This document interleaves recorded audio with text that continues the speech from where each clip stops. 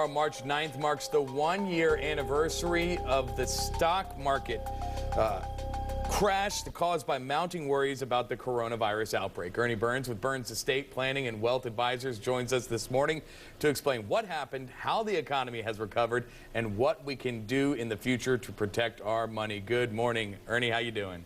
Good morning. Good morning. Thanks for having me. Well, as they always say, hindsight is 20/20. There's a lot that could have happened if you really positioned yourself last year around this time, but we have come a long way since March of 2020. Let's go over first what happened a year ago.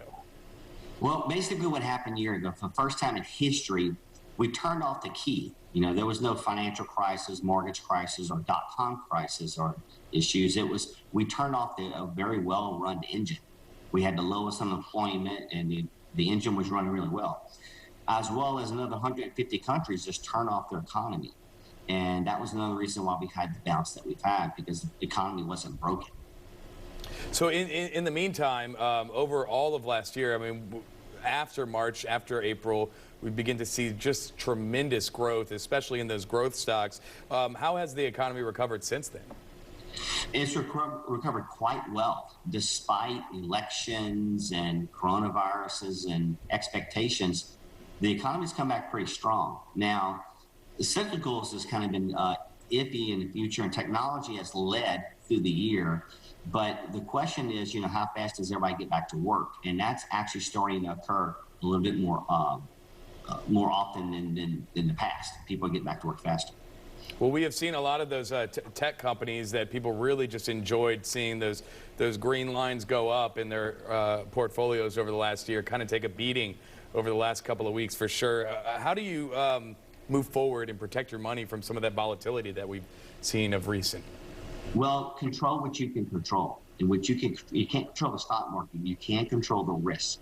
So it's the type of investments that you're investing in. Invest in quality. And to make sure that you're not investing in just emerging markets or aggressive growth. No GameStops. Control the risk. You control the risk, and also your emotions. You control what's going to happen to your investments to some degree. All right, so does that mean that now is the time to kind of look at some of those big companies that everyone knows and loves, and you kind of really feel good about them being there for the long haul, even if they are down right now? Is maybe one of those times where that is a decent time to look at those? Absolutely, you're right. So if you're investing in blue chip dividend, you're in long term, you're probably going to be okay, because of the fact that they've made it through the coronavirus. They made it through the nation shutting down. They reinforced their staff.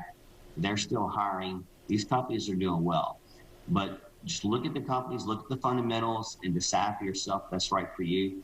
And age is a big thing. If you're older or you're retiring in the next few years, you really need to sit down with a financial advisor to make sure they're planning a roadmap for you through retirement. If you're younger, then just keep adding to that 401k. Keep adding to your retirement accounts. That's some really great advice there. Certainly, if you're older, you're looking to retire sooner, you want to preserve that wealth. If you're looking to grow it, you can stand to wait back and just kind of wait and see as maybe some of those potential riskier things to begin to develop. Yeah, you got to look at You got to look at the risk and look at the volatility, and don't let your emotions get involved. That's the one. Don't let your emotions get in the way. Ernie Burns, thanks so much for joining us this morning. We certainly appreciate it. Thanks for having me.